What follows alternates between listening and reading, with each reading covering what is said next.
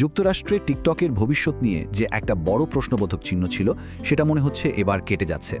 একটা বিশাল চুক্তির মাধ্যমে এর নিয়ন্ত্রণ চলে যাচ্ছে নতুন বিনিয়োগকারীদের হাতে। চলুন এই পুরো ব্যাপারটা একটু ভেঙে বোঝা যাক।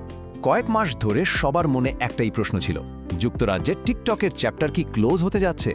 কিন্তু এখন মনে হচ্ছে সেই গল্পের শেষটা একদম অন্যরকম হতে চলেছে। তবে এই নতুন সমাধানে আসার আগে চলুন একটু পেছনে ফিরে দেখি, ঠিক কি এমন সংকট তৈরি হয়েছিল যার জন্য টিকটকের মতো একটা জনপ্রিয় অ্যাপকে যুক্তরাষ্ট্র থেকে প্রায় বিদায় নিতে হচ্ছিল। এই সব কিছুর মূলে ছিল একটাই শব্দ, জাতীয় নিরাপত্তা। মার্কিন কংগ্রেসের ভয়টা ছিল ঠিক এই জায়গায়। যেহেতু টিকটকের মূল কোম্পানি চীনে, আমেরিকান ব্যবহারকারীদের ডেটা কি বেইজিংয়ের হাতে চলে যেতে পারে? এটাই ছিল সবচেয়ে বড় মাথা ব্যথার কারণ। আর এই উদ্বেগের কারণেই কিন্তু একদম কড়া নির্দেশ দেওয়া হয়েছিল টিকটকের মূল কোম্পানি বাইটডান্সকে। বলা হয়েছিল, হয় আমেরিকার ব্যবসা বেচে দাও, নয়তো পুরো দেশেই নিষিদ্ধ হয়ে যাবে অ্যাপটা।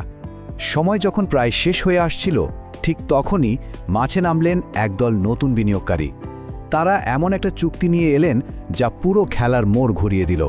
এই চুক্তির পেছনে মূল খেলোয়াড় ছিল তিনজন।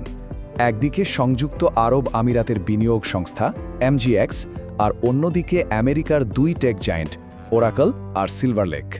বোঝাই যাচ্ছে এটা একটা বেশ বড়সড় জোট। কিন্তু এটা কিন্তু কোনো সাধারণ কেনাবেচা ছিল না, বরং ওই যে জাতীয় নিরাপত্তার ভয়টা ছিল সেটা দূর করার জন্য তারা টিকটকের জন্য একেবারে নতুন একটা ম্যানেজমেন্ট স্ট্রাকচার তৈরি করেছে। সমাধানটা হলো একটা নতুন জয়েন্ট ভেঞ্চার বা যৌথ প্রতিষ্ঠান। এর আসল উদ্দেশ্য একটাই, যুক্তরাষ্ট্রের টিকটকের কাজকর্মকে এর মূল কোম্পানি বাইটড্যান্সের প্রভাব থেকে পুরোপুরি আলাদা করে ফেলা, যাতে এটা স্বাধীনভাবে চলতে পারে। মালিকানার এই নতুন ভাগাভাগিটা কিন্তু খুব গুরুত্বপূর্ণ, কারণ এখানেই আসল খেলাটা হয়েছে। দেখুন, নতুন বিনিয়োগকারীদের হাতে থাকছে পুরো 50% শেয়ার, মানে কন্ট্রোলিং স্টেক। আর বাইটড্যান্সের সরাসরি মালিকানা কমে এসে দাঁড়িয়েছে মাত্র 19.9%। মানে ক্ষমতার কেন্দ্রবিন্দু কিন্তু বদলে যাচ্ছে। তবে এই নতুন কাঠামোটা শুধু মালিকানা বদলের জন্য নয়, এর সবচেয়ে বড় লক্ষ্য হলো আমেরিকান ইউজারদের ডেটাকে সুরক্ষিত করা, বলতে পারেন একটা ডিজিটাল দুর্গ তৈরি করা। তো প্রশ্ন হলো, তারা এটা কিভাবে করছে? এটার জন্য মূলত 4টা বড় পদক্ষেপ নেওয়া হচ্ছে। 1, আমেরিকানদের সব ডেটা এখন থেকে আমেরিকার মাটিতেই ওরাকেলের সার্ভারে থাকবে। 2, ওরাকেল নিজে সেই ডেটার উপর নজরদারি করবে। 3, টিকটকের অ্যালগোরিদমকে নতুন করে ট্রেনিং দেওয়া হবে শুধু আমেরিকান ডেটা ব্যবহার করে, যাতে বাইরের কোনো প্রভাব না থাকে। আর সবশেষে একটা নতুন বোর্ড তৈরি হচ্ছে যার বেশিরভাগ সদস্যই হবেন আমেরিকান, মানে নিয়ন্ত্রণ থাকবে আমেরিকার হাতে। আর এই পুরো বিষয়টা কিন্তু টিকটকের সিইও শো চিউ নিজেও স্বীকার করেছেন।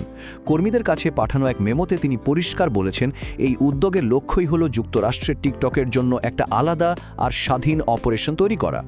তো এত সব জটিল চুক্তির পর এর ভবিষ্যৎটা আসলে কি দাঁড়াচ্ছে? বিতর্কের কি এখানেই শেষ? মনে হচ্ছে এই চুক্তিটা যুক্তরাষ্ট্রের টিকটককে ঘিরে যে লম্বা সময় ধরে বিতর্ক আর অনিশ্চয়তা চলছিল, সেটার একটা কার্যকর সমাধান হতে চলেছে।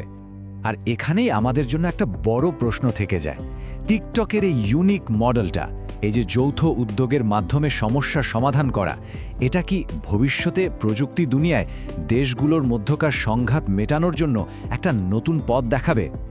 এটা কিন্তু ভাবার মতো একটা বিষয়।